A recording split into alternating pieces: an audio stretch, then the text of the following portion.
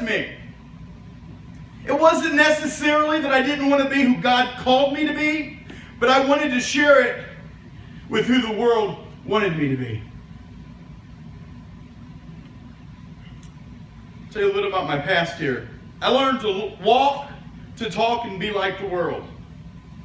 I was literally taught by individuals to be this way. You say, well, that's weird. Don't you just begin to do that over time? No, I was raised up in a Christian household, in Christian schools, Christian family, everything, and I knew how to walk like God, which is what we need to do. And that's what I was learning. That's what I was taking in. But my flesh was desiring something different. It was saying, you need something else.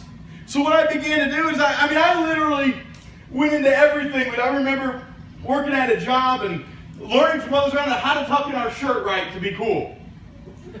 There's certain ways you want to tuck it all in tight, and then you bend backwards, you bend forwards, you bend sideways and this side, and then you get your shirt perfect all the way around. It went down to every detail.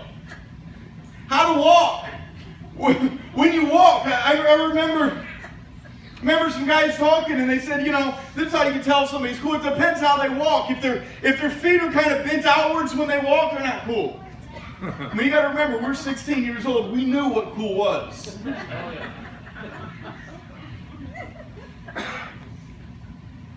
They said you got to walk, and your toes have to be perfectly straight in front of you when you walk. You can't walk sideways like a duck.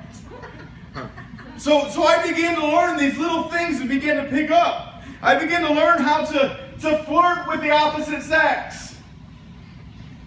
I began to do so many things that it didn't seem like it was anything wrong, but over time when it all adds up and that's what you're consumed with, let me tell you, you begin to forget what's really important. When you begin to consume your stuff with things of the world that don't seem wrong, this is how the enemy comes in. He gets you to consume and occupy your time with things that aren't necessarily wrong, but it begins to consume you, that then you get to a place that that's what you're striving to be like instead of who God's called you to be. And what begins to happen over time is he uses little things. I've seen individuals pray for a promotion, they get a promotion, and before you know it, they've walked away from God. Why is this? Because they've allowed the things of the world to consume them. They've allowed things in the world, that success of the world, to become who they want to be instead of it just being something that's in their life. You can allow things. We live in a world. We live where money is what makes things go, what gets us to buy things. So if you have it, that's fine. But don't let that be who you are. Don't let that consume you. Jesus said it so many times in the Bible that the love of money is the root of all evil. He didn't say money is.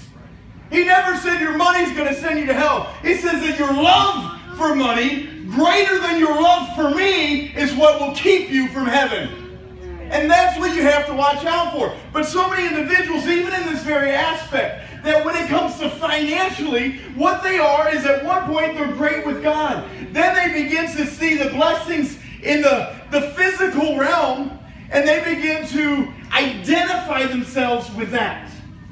I at one time identified myself in who I was with God until I started to begin to see who I became in the world.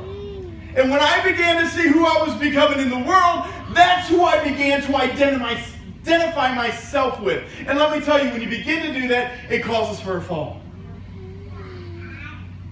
I said certain things may not be bad, but when it begins to consume you is when it becomes a sin.